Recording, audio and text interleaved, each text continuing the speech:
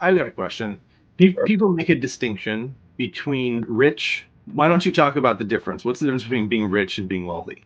well, probably the difference is that if either one, you have enough so that you never have to worry about money again. And a wise man once told me that your ultimate aim in your working life is to reach the point where you never worry about money again.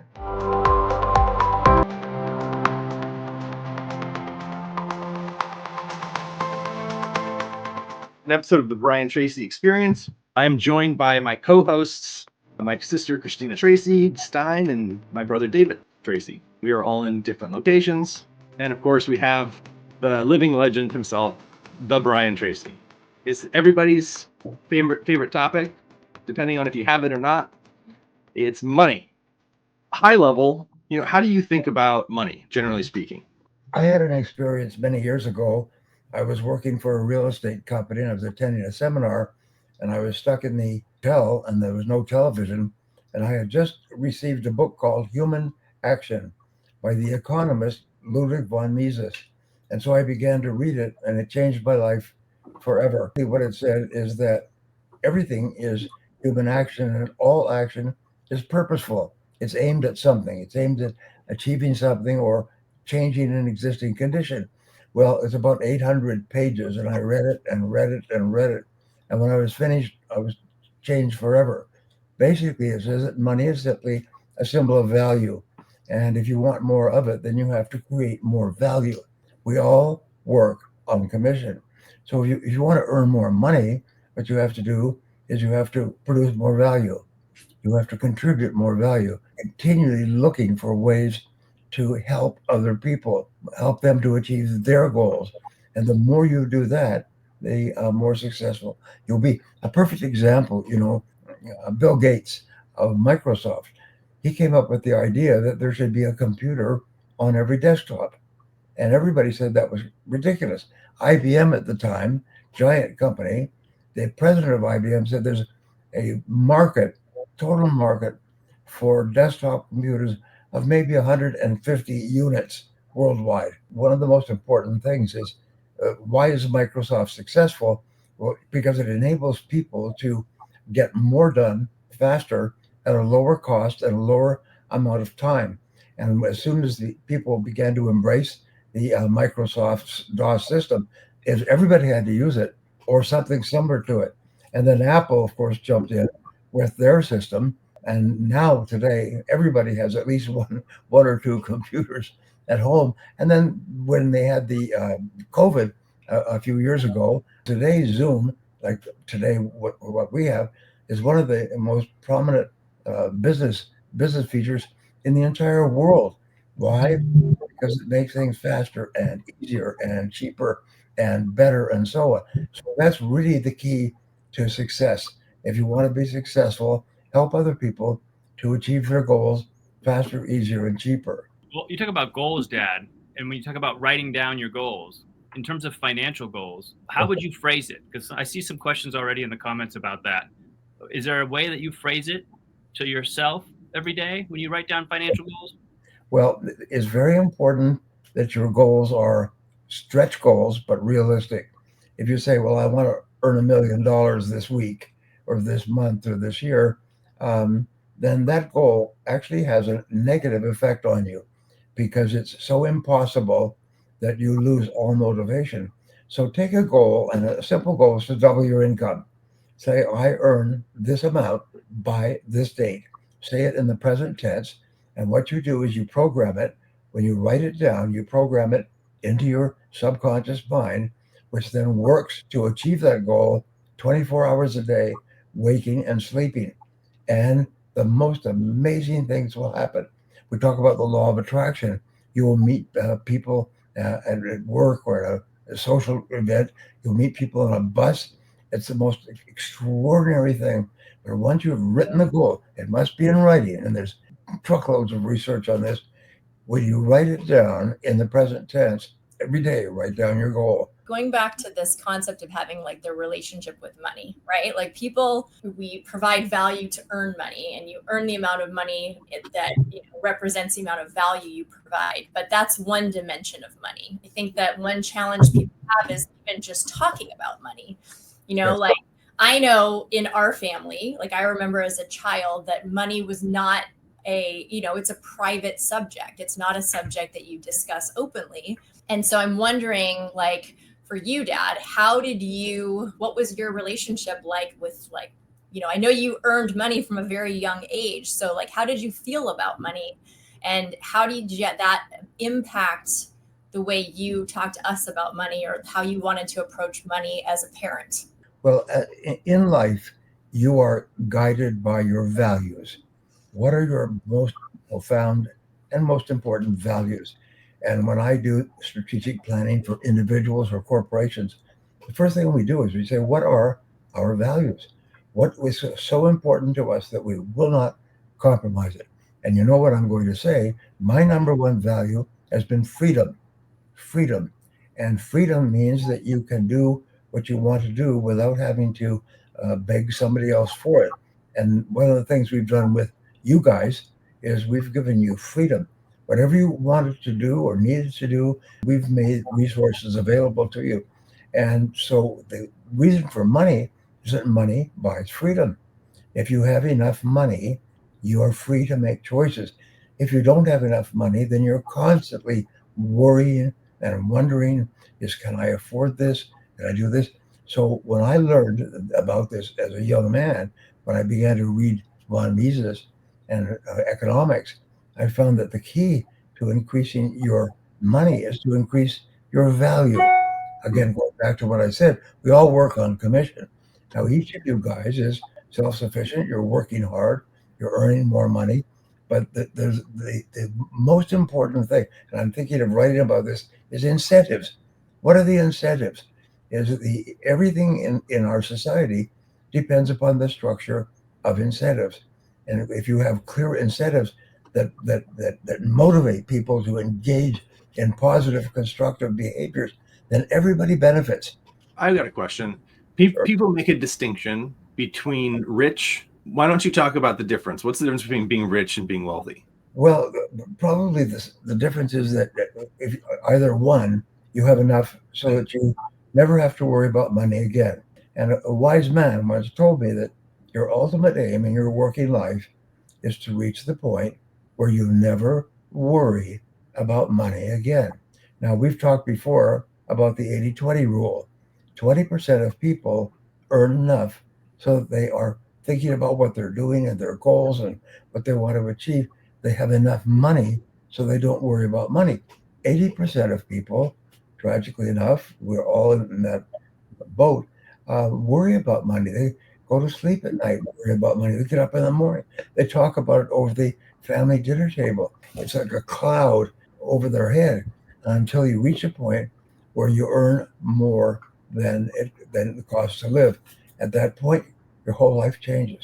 And that's your goal. Helping people with their relationships with money, right? Like that's kind of what we started talking about. And the idea is that you really have a relationship with money based on, as a child, when you're exposed to it, when you first interact with money, whether you're given money, whether you earn money, whether you have a lot of money, you just develop a relationship and a belief system around the way you interact with money based on where you come from.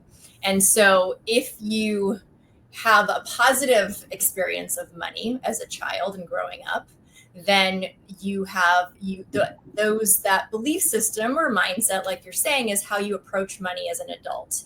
But sometimes people, like if you grow up poor, if you grow up without money, and you never reflect on your belief system, how you connect to money and what a poor person experience is, then you might earn a bunch of money. You might become very wealthy. But if you don't reflect on that attitude, that script around money as an adult, then you still do things and you still act. You treat money the same way you would have if you didn't have a lot. It's like those people who win the lottery, right? Yes. And they make hundreds of millions of dollars or whatever, and then within a few years they're broke again because. Exactly. Christina, you used the word script. And I think that's so important, right? So how do you rewrite the script? Because when you don't have money, you're in a mindset of scarcity and fear, and that sort of it feeds it back to you, right?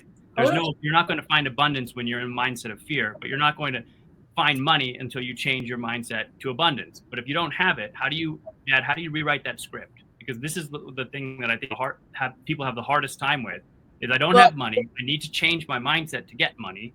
But there's one more piece, David, because it's not just abundance, right? It's because if money is like money to some people is control, money to some people is love, right? Like these are the scripts that shape our relationships. And so money to dad is freedom, right? Or to dad is freedom, exactly. But it's also, so your experience of money is your script. So you have to identify the experience and decide if it's true for you. And then you can shift your mindset of abundance or scarcity. One of the best definitions of success is deservingness, is that you need to feel that you deserve your success.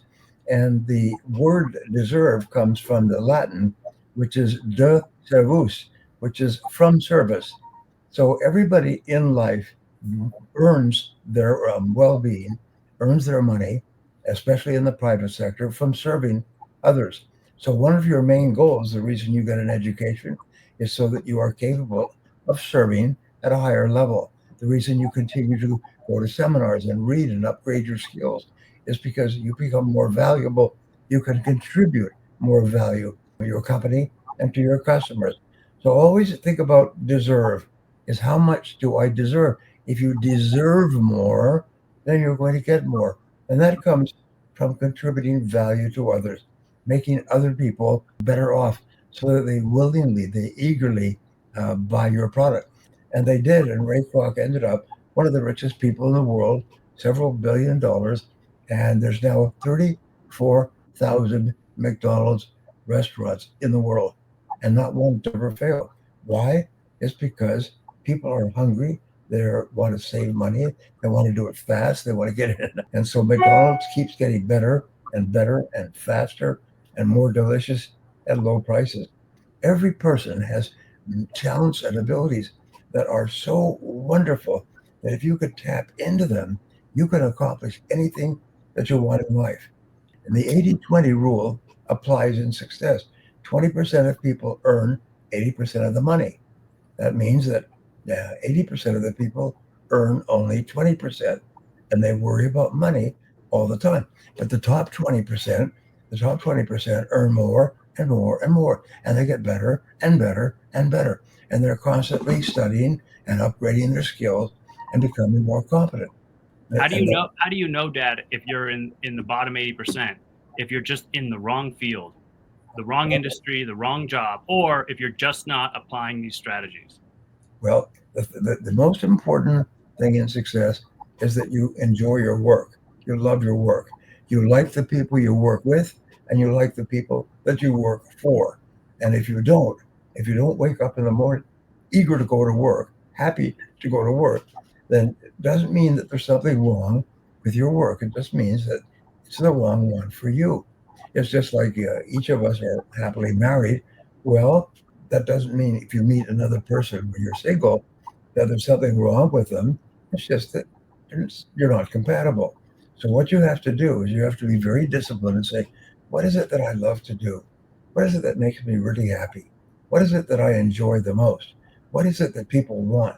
And be very selfish, because when you start to do, as Napoleon Hill said, when you start to do what you love to do, you'll never work another day in your life.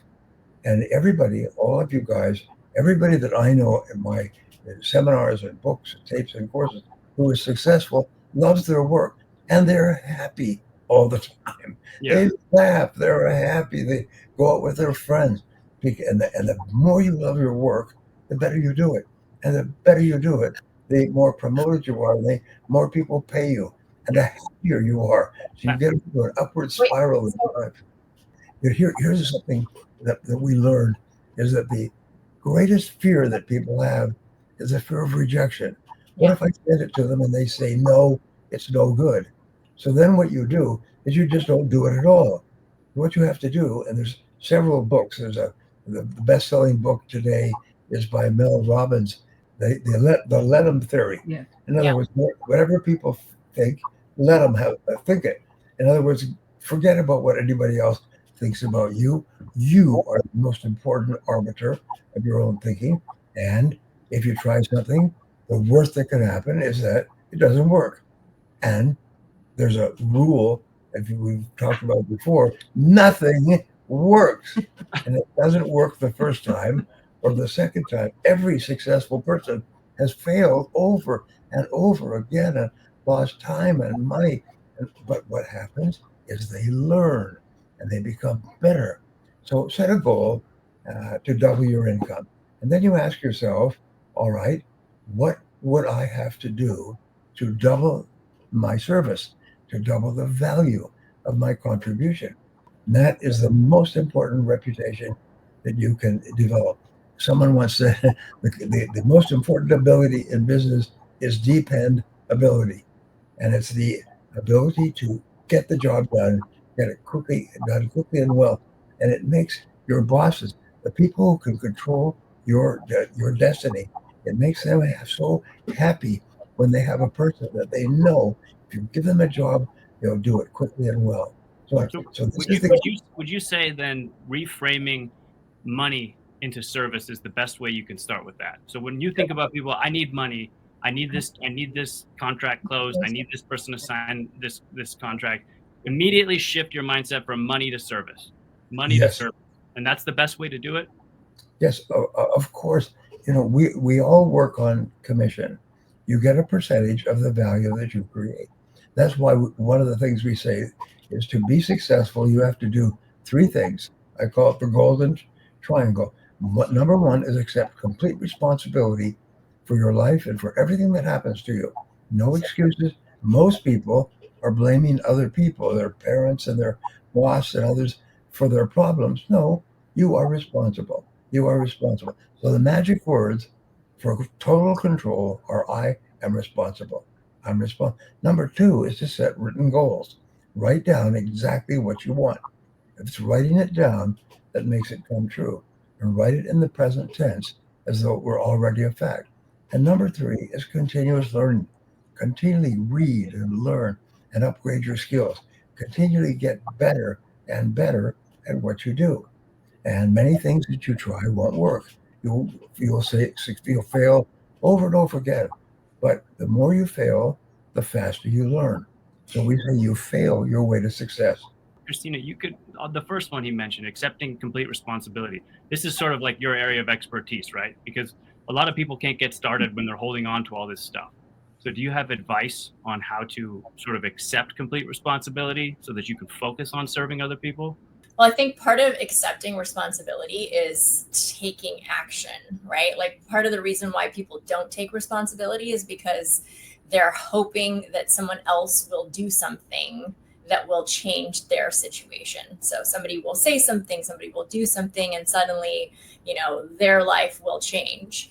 But I think that at least for the way I understand it and the way I communicate it, it's like when you're waiting for someone else to do something or say something in order for your life to be affected, then you're at the mercy of other people. But if you decide, okay, what can I do? What action can I take to have an impact on my own life? Then you realize that it's up to you. Like it's up to you to make something happen. And when you decide that, then suddenly it's very empowering. And I think feeling empowered to take an action, even if it's a tiny action, is part of taking responsibility. It's owning the good and the bad. Like we make mistakes, we hurt people's feelings, we make the wrong choice. And, you can hope that somebody else will do something about it. But if you say like, okay, I made a bad choice, I had a negative impact on someone, I'm sorry, I take responsibility for my impact on another person or my bad decision. How can I make it right? How can I change and pivot? Suddenly you feel a lot more in control. And I think that really connects. You're more in control when you know that you're responsible for your own choices. Dad, in being like this idea of being responsible, right? Like I know you found that in your life where you realized you were responsible. How did that connect though, in terms of like we're talking about money and freedom and work, right? Like you at a point in your life as a child had to realize that if you worked for something or if you provided value, you could earn money. And if you earned money, it would afford you freedom. Yes. So was it the soap that I remember you told me about the soap and how you sold the soap because you wanted to go to summer camp and that was your way of affording entrance to summer camp? Yes. Was that the experience that taught you that providing value earned you money and earning money gave you freedom? Well, the question is really personal power. Is when you start. I was 10 years old. Yeah. When you do something and achieve a reward, it locks in, and you realize I can do this. I can sell something. I used to mow lawns all around the neighborhood, and then I had an old lawnmower, and I bought a better lawnmower, and then I bought a beautiful lawnmower, and my father helped me build a sort of a rickshaw behind my bicycle where I could carry my lawnmower, and I could go from place to place, many blocks away, and mow people's lawns. And I would earn $2.50 a lawn, which took me about 1 hour. So that would be the same as $25 today. It's the most amazing thing. And I got this idea. There's a direct connection between my working and doing good work and getting paid and being free. And so for the rest of my life, whenever I had a situation, I traveled in more than 80 countries before I was 30 years old. Today it's 124 countries that I've been to. I ran out of money. I used to travel till I was broke, and then I'd stop and find a job. It was almost always a sales job. But sometimes it was selling cars. Sometimes it was laboring work. I worked when I was 23. I worked on a farm for the harvest because I had to have food, had to have a place to sleep. I slept on the hay in the farmer's barn. And then I could earn enough money to continue traveling. And what I learned is that the most magic words is I can do it. I can do it. I can find a solution. I'm not hopeless or hapless or at the mercy of fate or anything else. I'm responsible. I can do it. And I would go out and find a job. What happened, I belonged to the YMCA, where I would go after school to do athletic things.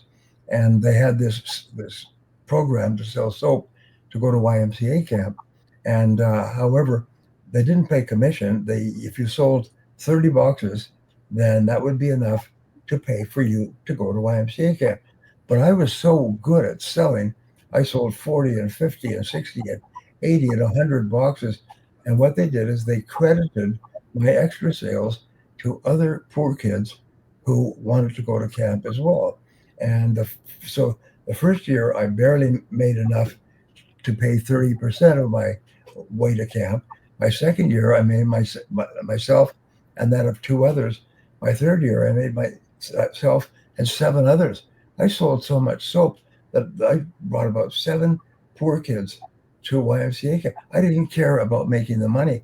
I was just so excited about being able to sell soap to everybody because I developed a system. You know what's really interesting about that too, Dad, is that like I know we've had conversations in the Speaking Academy where people talk about wanting to be better speakers because of wanting to make money, and that there's always kind of a debate around having this surplus, but instead it was about you being able to bring more kids with you. That like the more you earn, the more people you are able to impact and help. And I think that that's a really, going back to relationship with money, for anybody who has a hesitation connecting with money, that money is a tool, right? That the more money you have, the more people you can help, you can teach, you can support. And so it really is, that's like such a great illustration of just the idea of the more you make, the more you can actually have an impact. And that's very important. I was reading an article on Bill Gates recently. Bill Gates is one of the richest men in the world. He started with a loan from his parents as a sort of a computer geek. And people say, well, geez, he's worth 30, 40, 50, 60, $100 billion. Yes. And that's good. And you know why? Because Microsoft employs 220,000 people at an average wage or income of $150,000 to $200,000 each. The point is that in order for you to become financially successful, you have to create jobs. You can't do it all yourself. And so successful people create jobs. The people who are the richest, the millionaires and the billionaires, they create hundreds of thousands of good, well-paying jobs that enable people to raise their families and send them to school and summer camp and to have wonderful lifestyles. So, so when people complain about the rich, understand the only way you can become rich is by helping other people, by employing them, giving them jobs, giving them opportunities, opening doors for them, because you can't do it by yourself. And every person who starts in business, I'm just writing a book on how to start and build a profitable business. And every person who is successful in business starts off having to hire one person, and then they have to hire two people and three people. And here's Bill Gates with 220,000 people. Here's General Motors with 1 million people. It's the most wonderful thing that the wealthy people are only wealthy because they provide so much wealth and opportunity and payrolls for other people. So it's a good thing. And the richest countries are the ones that have the most wealthy people, and they only become wealthy by helping others. It's entrepreneurship Yeah. that opens every door for you, and that comes with it. Read, listen, learn. There's a million ways that you can become financially independent by starting and building your own business. And your job is to try this and try that and try this and try that and get busy. The great problem is people become passive. They're afraid of failure. They're afraid of criticism. They're afraid of rejection. So they become passive and they go to work for someone where they have incredible talents, but their talents are never used. From Peter asking, is consistency is a roadmap to getting or making more money? So yeah, consistency sort of goes with taking action every day. It's dependability. If people can depend on you to deliver a product or service of a certain level of quality and on time, then they buy from you again and again. There's 22 years of research that shows that if you satisfy your customer, the customer will stay with you because it's too much trouble to go and find someone else. So what the very best companies do is they always think about customer satisfaction. They always think about making their customers happy, and so happy that they buy and buy again and tell their friends. This is the secret to success in business, starting as an individual person. So what would you say to somebody who has been doing what you advise, but has yet to see the results from it? Well, Barbara and I have studied the subject at great length, and we stumbled across this principle, and it's taught by Aristotle and it's taught by Earl Nightingale. And the principle is that you become what you think about most of the time. So you can tell what direction you're going to go in life by what you think about. Now, if you drive around listening to music on the radio or talk shows, then you'll go nowhere with your life.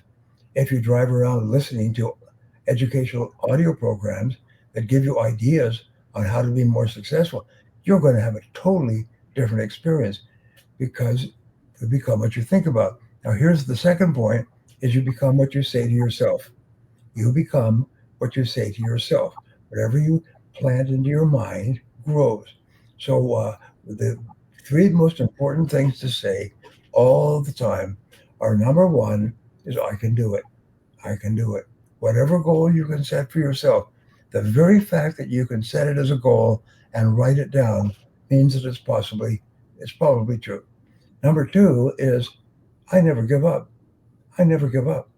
Even if you have every single kind of setback and difficulty, you just take a deep breath and say, well, some will. Next time I'll do better. And so you say, I never give up. And then the most favorite of all, I used to say to my audiences, I would say, what is it that the highest paid sales professionals or highest paid people in any field say? And they are the magic words, say, I am unstoppable. And this audience, 2,000 people says, I am unstoppable. I said, no. Say it like you mean it. I am unstoppable. No, I want it louder. And then they all shout, I am unstoppable. And Yeah. you know something, when you cross that point in your life where you realize you will never quit, you will continue, you will try this, you will fail, you'll fall on your face, you'll learn things, but you are unstoppable. I have a great idea, Dad. And for everybody listening right now, as you're hearing this, I want you to type in the chat, I am unstoppable. Yes, I honestly, and I think we should wrap it up with this, you guys. I think Fair that enough. you guys are unstoppable. Way to go. Thank you for participating. This is awesome. Thank you, Yes, Christina. thank you, Dad. And we'll see you guys all next week. Yeah. Every Wednesday. So We love you guys. unstoppable. Unstoppable. Yes. Thanks, everybody.